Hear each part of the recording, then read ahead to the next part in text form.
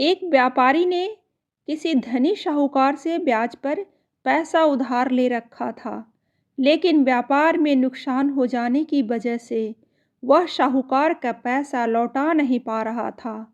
व्यापारी की एक बहुत ही सुंदर बेटी थी। साहूकार बड़ा कुटिल था। उसने सोचा कि व्यापारी पैसा तो वापस नहीं कर पा रहा है, तो क्यों ना इसकी परिस्थिति का फायदा उठाया जाए। उसने व्यापारी को एक सुझाव दिया कि अगर वह अपनी बेटी की शादी उस साहूकार से कर दे तो वह व्यापारी का सारा कर्ज माफ कर देगा। व्यापारी बेचारा मरता क्या न करता।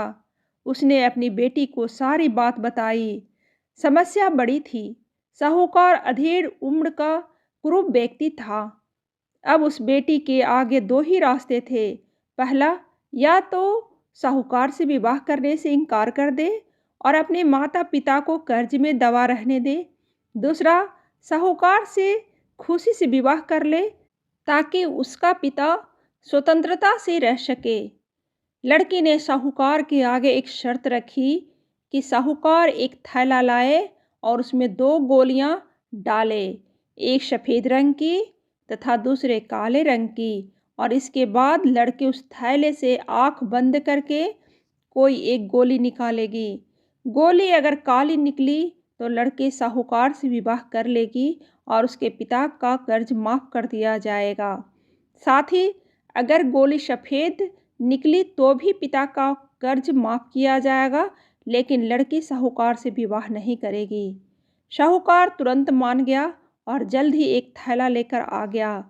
अब वह उस थैले में गोलियां डाल रहा था तो लड़की ने देखा कि साहूकार ने चालाकी से दोनों गोली काली ही थैली में डाल दी है। अब लड़की परेशान हो गई कि वह करे तो क्या करे। साहूकार का भांडा फोड़ भी दे तो भी वह दूसरी किसी चाल में उसको जरूर फंसाएगा। लड़की कुछ सोचकर आगे बढ़ी और अपने थैले में से एक गोली निकाली और गोली बाहर निकालते ही उसे हाथ से छोड़ दी, जिससे गोली नाली में जा गिरी। लड़की बोली, माफ़ करना, गोली मेरे हाथ से छूट गई, लेकिन चिंता की कोई बात नहीं है।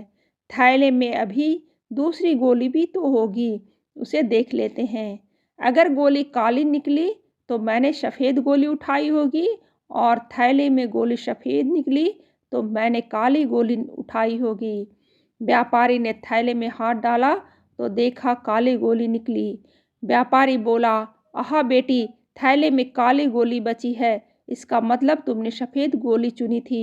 साहूकार बेचारा बोलता भी तो क्या, अगर बोलता तो चोरी पकड़ी जाती। इस प्रकार पिता का कर्ज भी माफ हो गया और बेटी ने अपनी रक्षा भी कर ली। कहानी अच्छी लगे तो लाइक जरूर करें और ऐसी ही कहानी सुनने के लिए सब्सक्राइब बटन दबाइए।